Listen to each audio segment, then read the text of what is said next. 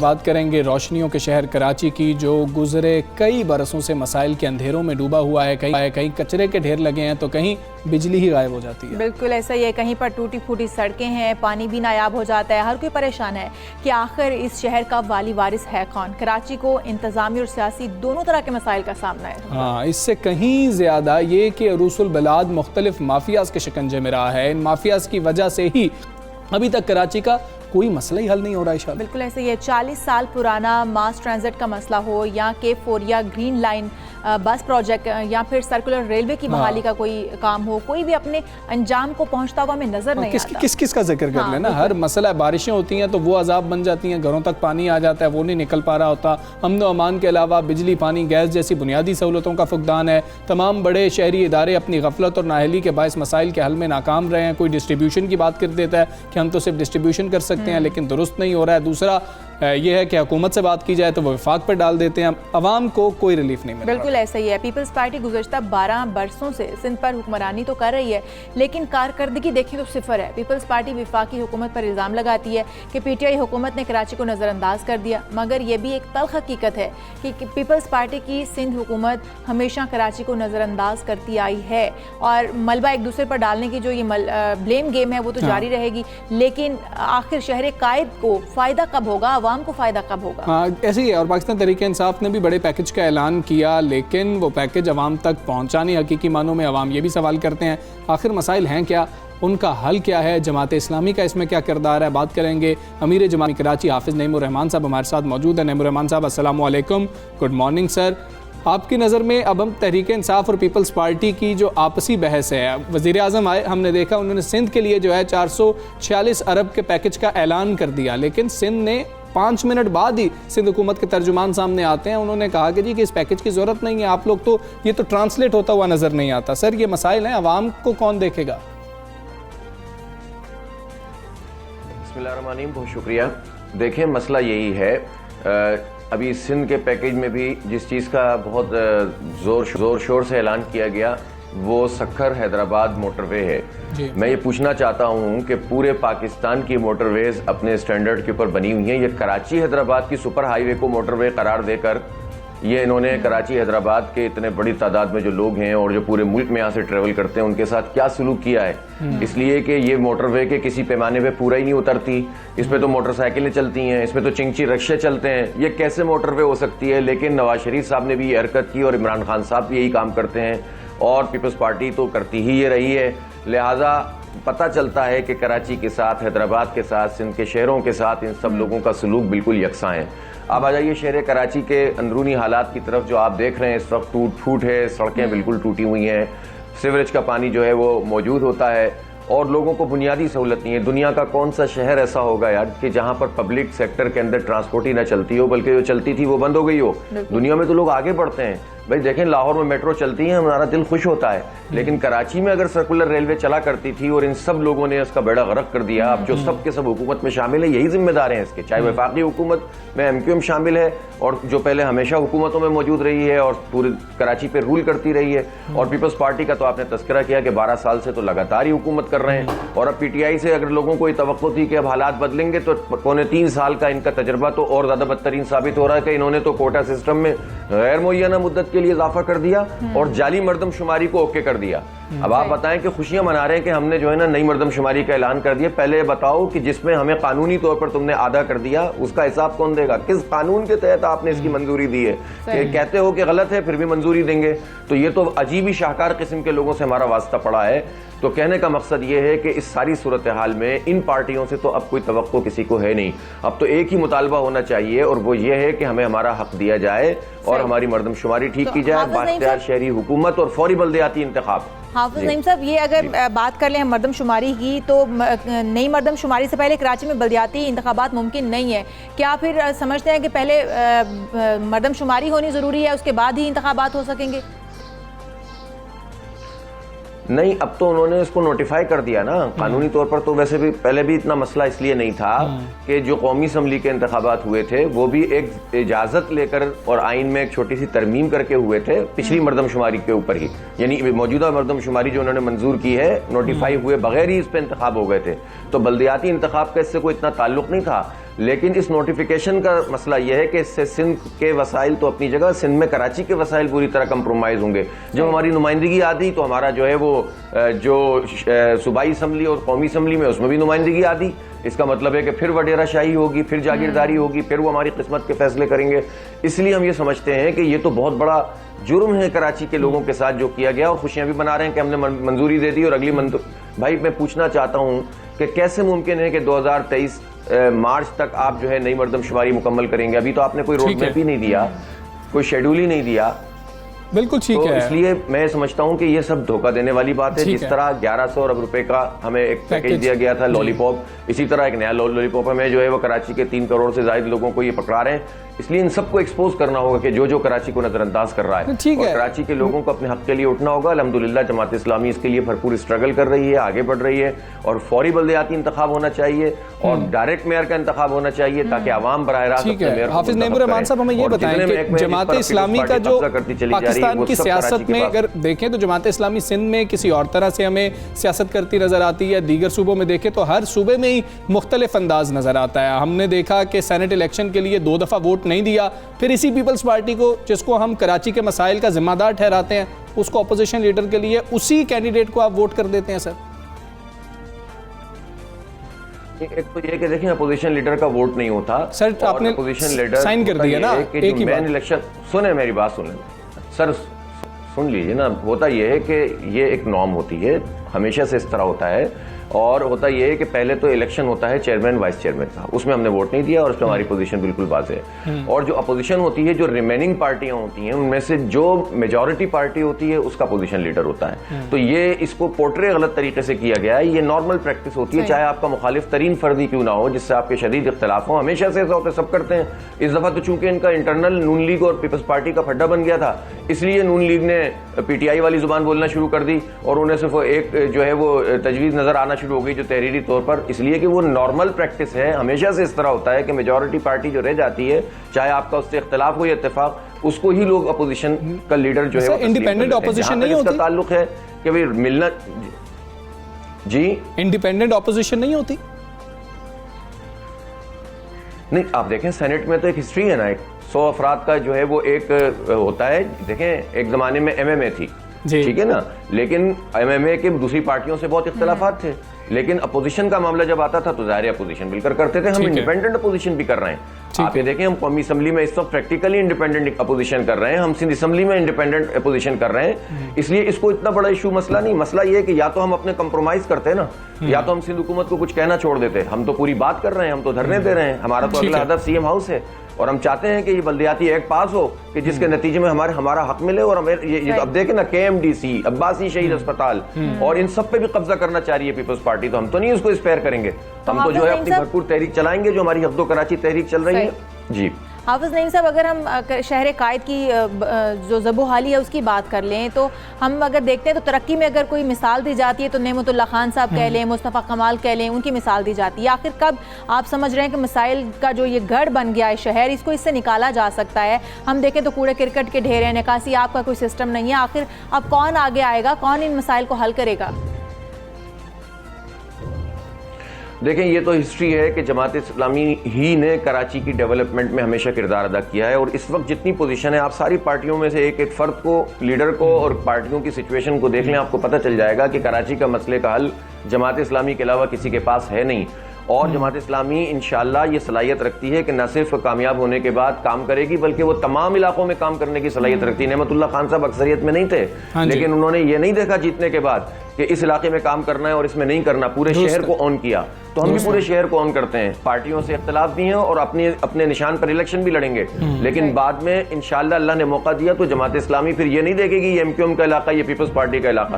پورے شہر کو آن کریں گے، پورے شہر کے لیے کام کریں گے. اور یہ جماعت ہی وہ چھتری ہے جو کراچی کو نجات دلا سکتی ہے. ادروائز تجربات تو ہم کر کے دیکھ رہے ہیں طویل عرصے سے. ٹھیک ہے حافظ صاحب، ایک اور چیز بتا دیجئے گا کہ 18ویں ترمیم کی بات پیپلز پارٹی سب سے زیادہ کرتی ہے اور اس کو اون بھی کرتی ہے، لیکن جب NFC ایوارڈ کی بات آتی ہے کراچی تک یہ معاملہ ٹرانسلیٹ نہیں ہوتا. ہم نیچے پیسے دینے کو تیار نہیں ہیں، کراچی میں کام کرنے کو تیار نہیں ہے. تو پیپلز پارٹی کو کیسے مجبور کیا جائے کہ یہ جو حق ہے کراچی کا وہ نیچے تک ٹرانسلیٹ تو ہو؟ آپ اوپر وفاق سے بات کرتے ہیں لیکن کراچی کی سطح پر بات کرنے کو تیار نہیں ہے. نہیں, جس کا جتنا بنتا اتنی بات کرتے ہیں. مردم شماری وفاق کا مسئلہ ہے اس پر بات کرتے ہیں, کوٹا سسٹم وفاق کا مسئلہ ہے, کے الیکٹرک وفاق کا مسئلہ ہے, لیکن جہاں تک اختیار اور اختیارات دینے کی بات ہے وہ پیپلز پارٹی اور سندھ حکومت کا مسئلہ ہے. بالکل ٹھیک بات ہے آپ کی, این ایف سی ایوارڈ میں پیسے لینے کے لیے تو پیپلز پارٹی بہت شور مچاتی ہے, لیکن پی ایف سی ایوارڈ نہیں کرتی ہے. اور ظاہر سی بات ہے کہ یہ نچلی سطح تک جب تک ان اختیارات کو منتقل نہیں ہے. کراچی میگا سٹی ہے, اس کو بااختیار شہری حکومت ہونا چاہیے.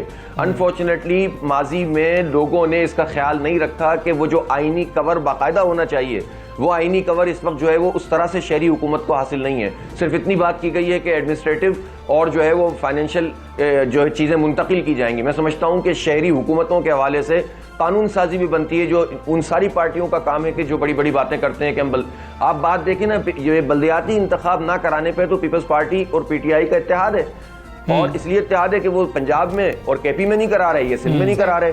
تو یہ تو ہمیں اپنا حق لینے کے لیے ان سب کو ایکسپوز بھی کرنا ہوگا. ان کی کمیٹی بنی ہوئی ہے, ایک ٹرانسفارمیشن کمیٹی ہے نا, جس پر یہ مل کر پریس کانفرنس کرتے ہیں, یہ K4 کی بات کرتے ہیں, یہ KCR کی بات کرتے ہیں, سرکولر ریلوے کی, لیکن کوئی ایک کام بھی آگے نہیں بڑھ رہا. جو کام تقریباً مکمل ہو چکا تھا, گرین لائن, وہ بھی 3.25 سال میں وفاق نے نہیں بنایا. تو ہم کس سے شکوہ کریں, کس سے بات کریں؟ اس لیے کراچی کے لوگوں کو یہ سمجھنا چاہیے کہ ان پارٹیوں کی ترجیح کراچی نہیں ہے.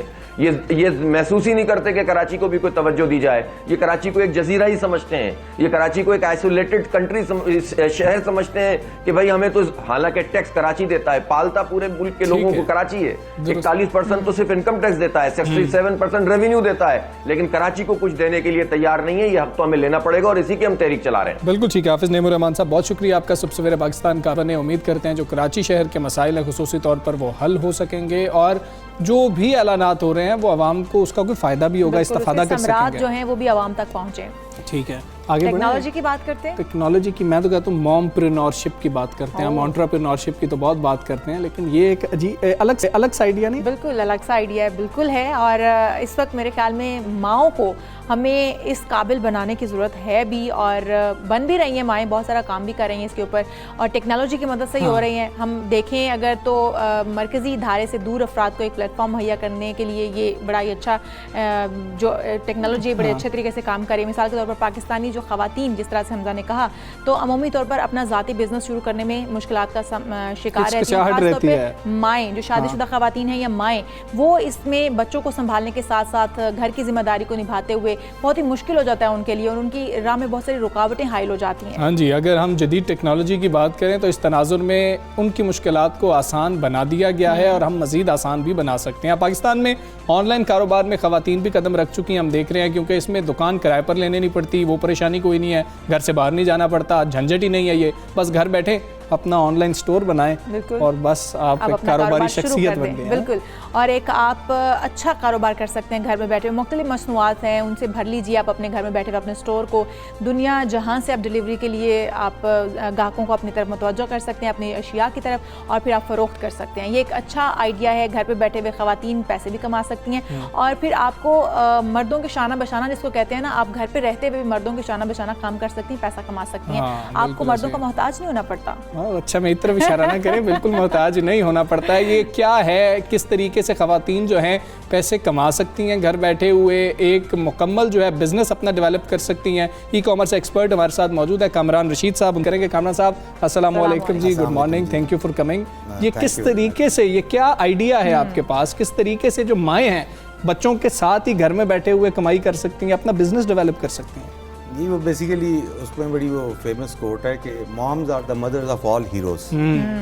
تو مومز جو ہیں وہ basically is one of the great resource in any country, اور اسپیسیفکلی ان پاکستان کی جب ہم بات کرتے ہیں تو 223 ملین کی جو آبادی ہے اس میں سے almost we have already reach 50% female population ہے, اور اس میں جو مدرز ہیں وہ ایک بہت بڑی تعداد موجود ہے جو کہ اس ٹوٹل اکنامک ایکٹیویٹی کا حصہ بننے کی خواہش مند بھی ہیں. اچھا, لیکن سامو یہ ان کے پاس کوئی ایسی اپرچونیٹیز اویلیبل نہیں ابھی کرنٹلی. کے علاوہ ان کو اتنا شعور بھی نہیں ہے, کیونکہ مائیں صرف خواتین یہ سمجھتے کہ شادی ہو گئی بس گھرداری شروع ہو گئی, بچے ہو گئے, اب گھر کے ہو کے رہ گئے ہیں. آپ ان کو کس طریقے سے سکھایا جائے کہ آپ یہ کر سکتے ہیں, ان کے لیے ممکن کس طرح سے ہو پائے؟ جی, بیسیکلی میں نے بھی I have started this project. Dollar Store Pakistan جو ہے basically is the group which is launching mompreneurship.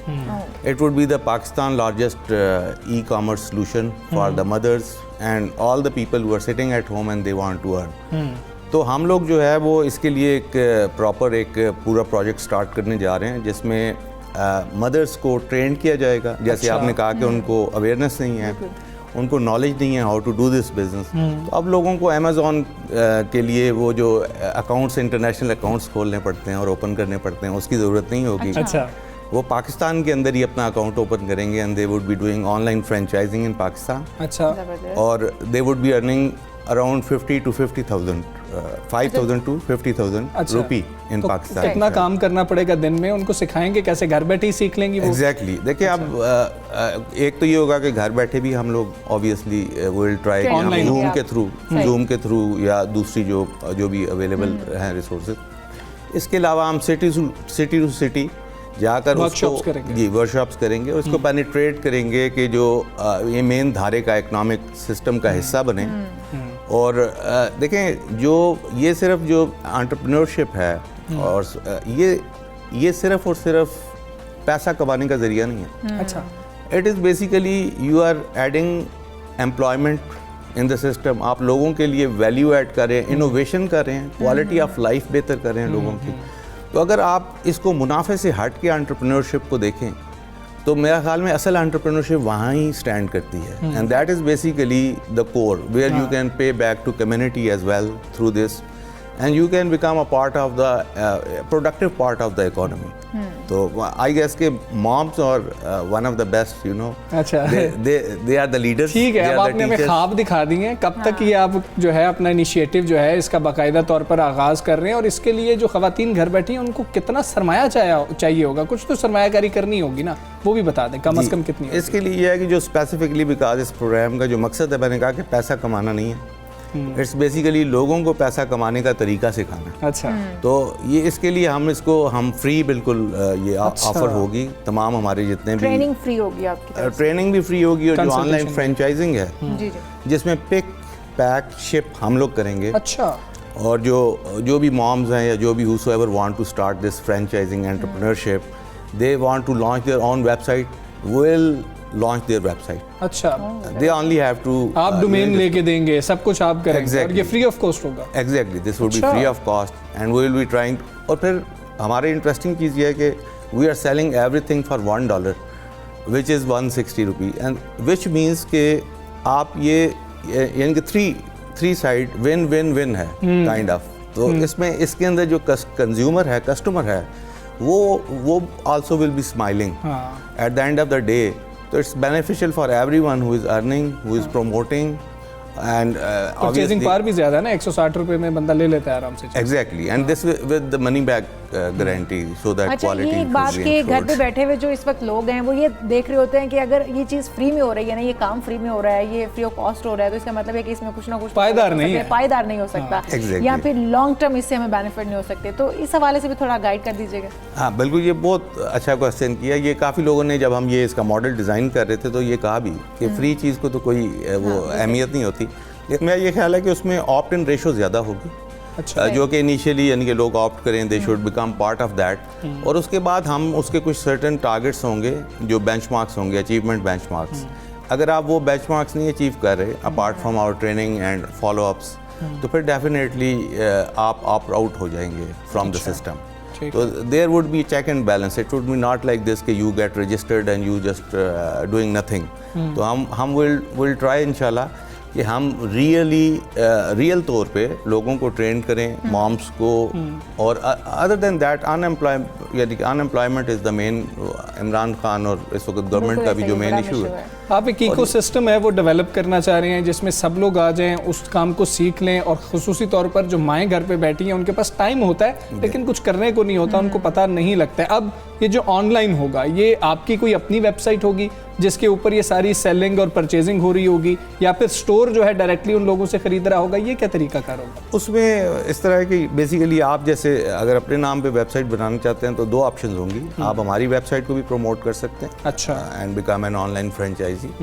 اور اس کے علاوہ اگر آپ چاہتے ہیں کہ you want to have your own website with your name and you want to have a legacy to leave for your family and kids میں بھی، تو will be helping you in that as well. تو اس میں یہ ہوگا کہ it would be a connected website with your نیم، جو کہ آپ کو یہ اپرچونیٹی پرووائڈ کرے گی کہ you can have your own domain name and that would be free as well. کیا بات ہے، کیا بات ہے. کامران رشید صاحب بہت شکریہ آپ آئے. جتنی مومز ہیں جنہوں نے لکھا ہے وہ اس وقت آپ کی طرف ہی دیکھ رہی تھی کہ یہ کب آخر جو ہے سٹارٹ ہوگا اور ہم جو ہیں گھر بیٹھے ہوئے اس ایکو سسٹم کا حصہ بن سکیں گے. بہت شکریہ آپ ہمارے پروگرام میں آئے اور اس طریقے سے آپ نے بتایا کہ یہ فائدہ ہو سکتا ہے. ایشال بھی بہت زیادہ سوچ رہی تھی لیکن یہاں پر ہم ایک بریک لے لیتے ہیں. یہ بڑی ضروری ہوگی، بریک لے لیتے ہیں.